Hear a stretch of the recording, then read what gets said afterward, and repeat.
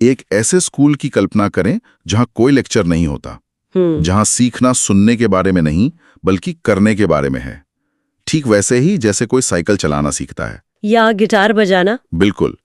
क्या हो अगर ज्ञान को किसी टीचर के भाषण से नहीं बल्कि सीधे किताब से उठाकर दिमाग में एक नक्शे की तरह बनाया जा सके। आज हम इसी क्रांतिकारी विचार की गहराई में उतरेंगे।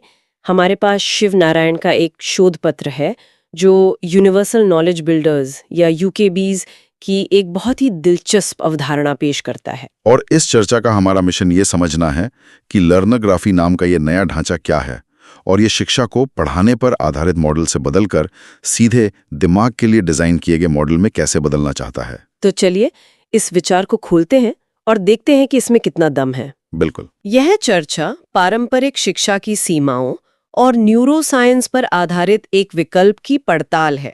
हम जानेंगे कि ये यूनिवर्सल नॉलेज बिल्डर्स कौन है और एक जीरो टीचिंग क्लासरूम मतलब बिना लेक्चर वाली क्लास असल में कैसी दिख सकती है। ठीक है, तो कहीं से शुरू करने के लिए हमें यह समझना होगा कि मौजूदा सिस्टम में समस्या क्या है।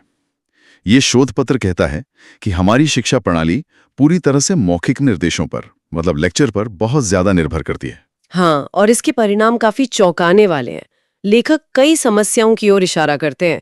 पहली है सीमित अवधारण मतलब लिमिटेड रिटेंशन। सही, हम जो कुछ भी सुनते हैं उसका बहुत छोटा हिस्सा ही हमें याद रहता है। और दूसरी जिसे हम सबने महसूस किया है वो है कॉग्निटिव ओवरलोड, दिमाग पर बहुत ज्यादा बोझ। हाँ, जब कोई टीचर 40 मिनट तक लगातार बोलता है तो हमारा दिमाग बस थक जाता है। और स्रोत में एक आंकड़ा है जिसने मुझे सच में चौंका दिया। कौन सा? यह कहता है कि एक औसत छात्र अपने पूरी स्कूली शिक्षा के दौरान लगभग 15,000 घंटे सिर्फ सुनता है। 15,000 घंटे? 15,000 घंटे। मैं तो सोच रहा था कि मैंने उन घंटों में क्या क्या सीखा और क्या क्या भूल गया। यह आंकड़ा वाकई सोचने पर मजबूर करता है। बिल्कुल, ये निष्क्रिय सीखने को जन्म देता है जहां छात्र सिर्फ एक रिसीवर बन जाता है, ज्ञान का निर्माता नहीं। और ये शिक्षक पर एक बहुत बड़ी निर्भरता पैदा करता है। ज्ञान शिक्षक के माध्यम से आता है, सीधे स्रोत से नहीं। और इसका एक और बड़ा नुकसान है ना। हाँ, कि ज्ञान को अलग अलग संस्कृतियों और भाषाओं में आसानी से ट्रांसफर नहीं किया जा सकता क्योंकि हर जगह सिखाने का तरीका और संदर्भ अलग होता है। तो अगर समस्या लेक्चर पर आधारित प्रणाली है तो इस शोध पत्र के अनुसार इसका समाधान क्या है? यहाँ लर्नोग्राफी नाम का एक शब्द आता है। ये क्या है? यहीं से बात दिलचस्प होनी शुरू होती है। लर्नोग्राफी सीखने को एक सुनने की प्रक्रिया के बजाय एक मोटर और स्थानिक प्रक्रिया के रूप में देखती है। मोटर और स्थानिक मतलब? आसान शब्दों में कहें तो ये सीखने को ज्ञान प्राप्त करने जैसा नहीं बल्कि एक हुनर सीखने जैसा मानती है। अच्छा। जैसे आप कार चलाना सीखते हैं, आप उसके बारे में पढ़ते नहीं हैं, आप उसे करते हैं। आपका शरीर और दिमाग एक साथ काम करते हैं। तो ये सुनने के बजाय करने पर जोर है। लेकिन अगर कोई टीचर पढ़ा नहीं रहा तो इस करने की प्रक्रिया को कौन गाइड करेगा? क्या टीचर की जरूरत ही खत्म हो गई? यहीं पर यूनिवर्सल नॉलेज बिल्डर्स या यूकेबीज आते हैं, है ना? आपने बिल्कुल सही सवाल पूछा। टीचर की भूमिका खत्म नहीं होती बल्कि पूरी तरह से बदल जाती है। यूकेबीज पारंपरिक शिक्षक नहीं है। तो वो क्या है? शोध पत्र उन्हें एक बहुत ही दमदार नाम देता है, मोटर कॉग्निटिव आर्किटेक्ट। एक मिनट, मोटर कॉग्निटिव आर्किटेक्ट, ये सुनने में बहुत भारी लगता है तो क्या हम इसे ज्ञान का इंटीरियर डिजाइनर कह सकते हैं? कोई ऐसा जो जानकारी को इस तरह से सजाता है कि हमारा दिमाग उसमें आसानी से घूम फिर सके। ये एक बेहतरीन एनालॉजी है। बिल्कुल, वे ज्ञान पढ़ाते नहीं बल्कि ज्ञान का एक ऐसा ढांचा डिजाइन करते हैं जो हमारे दिमाग के काम करने के तरीके से मेल खाता हो, जिसे ब्रेन कंपैटिबल कहा गया है। वे संरचित ज्ञान मॉड्यूल बनाते हैं। और इन आर्किटेक्ट्स की भी अलग अलग किस्में हैं।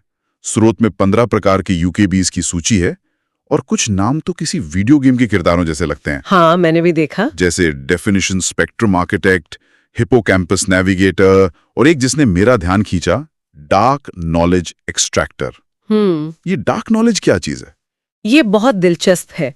डार्क नॉलेज उस छिपे हुए ज्ञान को कहते हैं जिसे शब्दों में बयां करना मुश्किल है। अच्छा। जैसे कि सोचिए, एक बेहतरीन शेफ को ये तो पता है कि एक डिश कैसे बनानी है, लेकिन वो हर छोटी बड़ी बात को शब्दों में नहीं बता सकता। कुछ चीजें अनुभव से आती हैं। सही बात है। डार्क नॉलेज एक्सट्रैक्टर का काम शायद उसी अव्यक्त ज्ञान को निकालना और उसे सीखने लायक मॉड्यूल में बदलना है। वाह, ये सब किसी साइंस फिक्शन फिल्म जैसा लग रहा है।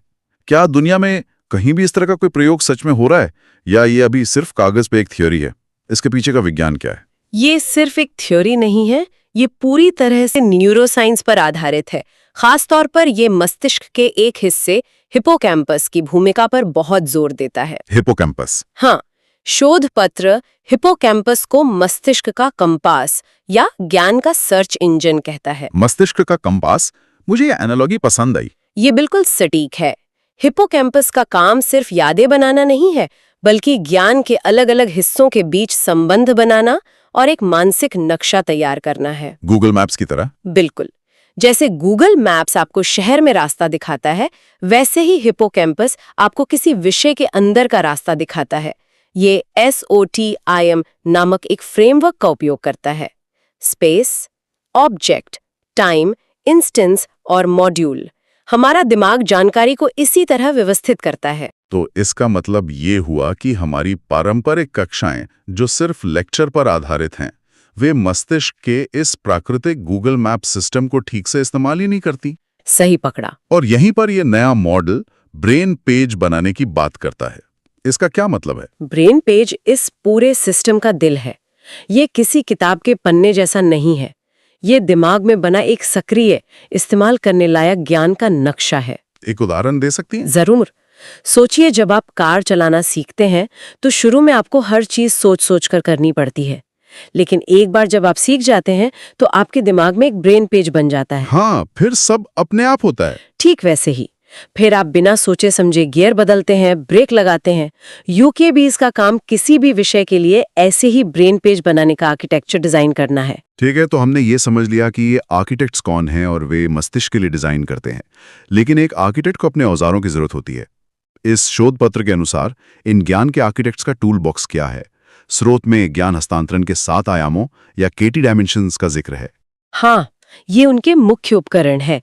ज्ञान को आकार देने के 7 ब्लूप्रिंट्स। सूची तो लंबी है, लेकिन चलिए 2 सबसे दिलचस्प पर ध्यान देते हैं ताकि हम समझ सकें कि ये काम कैसे करते हैं। हाँ, ये बेहतर रहेगा। चलिए इनमें से एक को पकड़ते हैं। Block solver. अगर कोई छात्र गणित में पाइथागोरस प्रमेय सीख रहा है तो ब्लॉक सॉल्वर मॉड्यूल कैसा दिखेगा? क्या ये एक गेम जैसा होगा? आपने बिल्कुल सही अंदाजा लगाया। ये गेम जैसा ही होगा। ब्लॉक सॉल्वर मॉड्यूल किसी समस्या को हल करने के लिए एक कदम दर कदम इंटरैक्टिव गाइड की तरह होगा। अच्छा। पर लागू करने और गलतियां होने पर उसे ठीक करने में मदद करेगा। छात्र रटने के बजाय समस्या को हल करने की प्रक्रिया को महसूस करेगा। और दूसरा दिलचस्प उपकरण कौन सा है? दूसरा है हिप्पोकैम्पस। मस्तिष्क का कंपास। हाँ, ये किसी विषय का गूगल मैप्स है। ये दिखाता है कि एक कॉन्सेप्ट दूसरे से कैसे जुड़ा है, कौन सी चीज पहले सीखनी जरूरी है और इस पूरे विषय का बड़ा नक्शा क्या है। तो छात्र कभी भी ज्ञान के जंगल में खोया हुआ महसूस नहीं करेगा। उसे हमेशा पता होगा कि वो कहाँ है और उसे आगे कहाँ जाना है। एग्जैक्टली। तो ये सिर्फ जानकारी देने के बारे में नहीं है, बल्कि जानकारी का एक ऐसा इकोसिस्टम बनाने के बारे में है जिसमें दिमाग आसानी से नेविगेट कर सके। ये वाकई एक शक्तिशाली विचार है। तो इन सिद्धांतों पर आधारित एक स्कूल असल में कैसा दिखेगा? स्रोत तक्षशिला मॉडल का वर्णन करता है। ये एक पूरी तरह से अलग इकोसिस्टम है। इसकी सबसे पहली और सबसे क्रांतिकारी विशेषता है जीरो टीचिंग क्लासरूम। एक मिनट, जीरो टीचिंग क्लासरूम, ये सुनने में तो थोड़ी अराजकता जैसा लगता है। क्या बच्चे बिना किसी शिक्षक के मार्गदर्शन के भटक नहीं जाएंगे? अनुशासन कौन बनाए रखेगा? यह एक स्वाभाविक चिंता है, लेकिन यहाँ शिक्षक की भूमिका बदल जाती है। वो लेक्चरर नहीं, बल्कि एक कोच या कह सकते हैं एक सूत्रधार बन जाते हैं। वे यह सुनिश्चित करते हैं कि छात्र मॉड्यूल के साथ सही तरीके से इंटरैक्ट कर रहे हैं और जहां जरूरत हो वहां मदद करते हैं। अनुशासन की समस्या इसलिए कम हो जाती है क्योंकि छात्र निष्क्रिय होकर सुन नहीं रहे हैं, वे सक्रिय रूप से एक काम में लगे हुए हैं। और इस मॉडल की दूसरी खासियतें क्या है? दूसरी विशेषता है मिनिएचर स्कूल सिस्टम। इसका मतलब है छोटे, आसानी से कहीं भी स्थापित किए जा सकने वाले स्कूल। अच्छा, तो इसका मतलब ये हुआ कि एक बेहतरीन स्कूल बनाने के लिए अब हमें किसी एक जीनियस टीचर या एक बड़ी बिल्डिंग की जरूरत नहीं है। बिल्कुल। इसे कहीं भी किसी भी गांव में एक कमरे से शुरू किया जा सकता है। ये तो शिक्षा को डेमोक्रेटाइज करने जैसा है। और इसमें छात्रों की क्या भूमिका है? यहीं पर तीसरी और सबसे दिलचस्प बात आती है। सीखने वाले खुद छोटे शिक्षक या स्रोत के शब्दों में तक्षशिलावीर बन जाते हैं। तक्षशिलावीर, ये विचार दिलचस्प है। क्या इसका मतलब है कि कल का सबसे अच्छा छात्र आज का शिक्षक है? कुछ कुछ वैसा ही। इससे कक्षा का माहौल कैसे बदलता है? क्या ये सहयोग को बढ़ावा देता है या प्रतिस्पर्धा को? यह सहयोग को बढ़ावा देता है।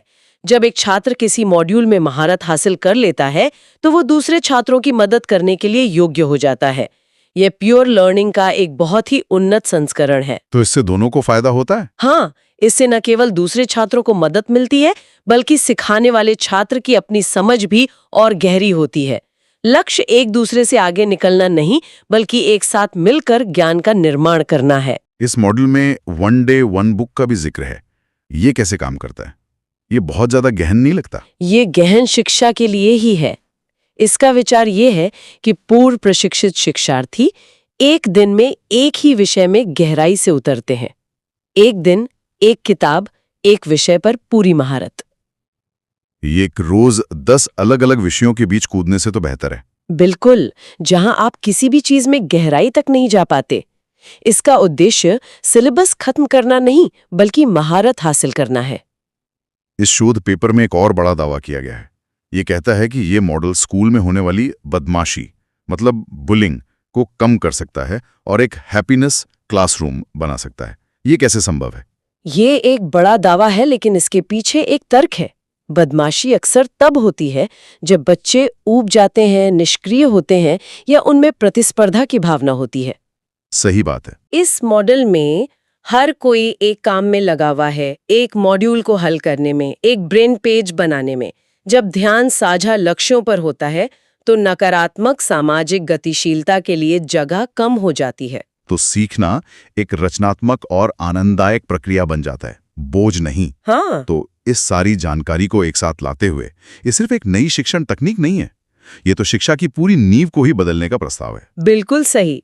ये शिक्षक केंद्रित मौखिक मॉडल से हटकर सीखने वाले केंद्रित मस्तिष्क संरेखित और क्रिया आधारित मॉडल की ओर एक बहुत बड़ा बदलाव है। तो ज्ञान अब किसी के द्वारा दिया नहीं जा रहा है। नहीं, बल्कि सीखने वाले द्वारा डिजाइन किए गए रास्ते पर चलकर बनाया जा रहा है। और अगर ये मॉडल वाकई काम करता है तो इसका सबसे बड़ा प्रभाव क्या हो सकता है? इसका सबसे बड़ा प्रभाव एक ऐसी सार्वभौमिक और स्केलेबल शिक्षा प्रणाली बनाने की क्षमता में है जो संस्कृतियों और भाषाओं से परे काम कर सकती है। वो कैसे? क्योंकि ज्ञान के मॉड्यूल क्रिया और संरचना पर आधारित हैं, उन्हें भाषा की दीवारों का सामना नहीं करना पड़ता।